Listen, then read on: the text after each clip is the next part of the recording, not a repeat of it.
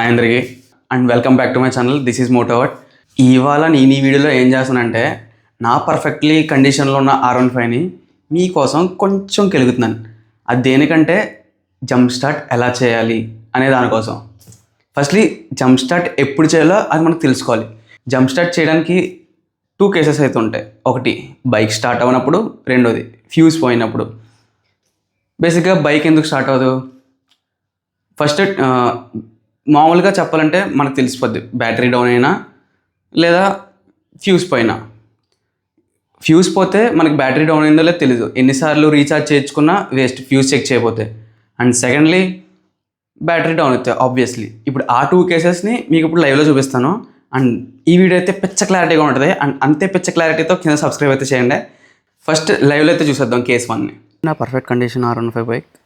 And ఇక్కడ ABS ఇదైతే start అవ్వనప్పుడు ఖచ్చితంగా వెలుగుతుంది. అండ్ ఇక్కడ ఏ సిగ్నల్స్ అయితే లేవు కదా ప్రస్తుతానికి. ఇంజన్ లైట్ అండి, ఇవన్నీ నేను రెక్టిఫై చేశాను. అండ్ రీసెంట్గా 1000 కిలోమీటర్ రైడ్ అయితే వేసాను. అది ఎవరైనా చూడకపోతే చూడండి. ఫస్ట్ నేనైతే నా బాగున్న ఫ్యూజ్ని బ్రోకెన్ ఫ్యూజ్తో అయితే రిప్లేస్ చేద్దాం అనుకుంటున్నాను. ఇదైతే బ్రోకెన్ ఫ్యూజ్ చూడండి.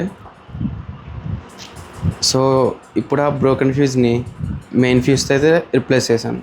ఇది మెయిన్ ఫ్యూజ్ అంటే బాగున్న ఫ్యూజ్. ఇప్పుడు చూస్తే బైక్ ఆన్ చేస్తే ఆన్ అవ్వట్లే కదా, ఇదిగోండి. సో ఈ కేసులో అయితే ఖచ్చితంగా జంప్ స్టార్ట్ అయితే చేయాలి మనకి డిస్ప్లే ఆన్ అవునప్పుడు. ఇప్పుడు ఆ జంప్ స్టార్ట్ ఏంటో చూపిస్తాను.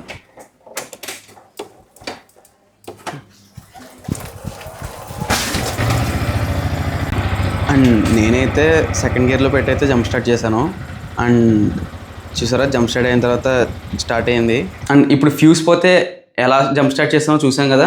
ఫ్యూజ్ ఏదైతే బ్రేకేజ్ అయి ఉందో ఆ ఫ్యూజ్ అయితే ఖచ్చితంగా చెక్ చేసుకొని అప్పుడు జంప్ స్టార్ట్ చెక్ చేసుకోండి.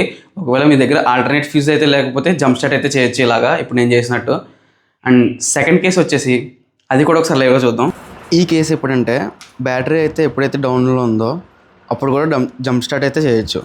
అండ్ సేమ్ ముందులా చేసినట్టే జంప్ స్టార్ట్ బ్యాటరీ డౌన్ అయినప్పుడు కూడా అలాగే చేయొచ్చు. ఇది సెకండ్ కేసు. బ్యాటరీ డౌన్ అయినప్పుడు ఎంతో కొంత చిన్న పవర్ అయితే ఉంటుంది, దాన్ని జంప్ స్టార్ట్ వల్ల అయితే యాక్టివేట్ చేయొచ్చు. అండ్ సో ఎప్పుడైనా బ్యాటరీ డౌన్ అయితే ఇలా జంప్ స్టార్ట్ చేస్తే యాక్టివేట్ అవుతుంది ఖచ్చితంగా. అండ్ ఇప్పుడు ఇది లైవ్లో అయితే చూసారు కదా.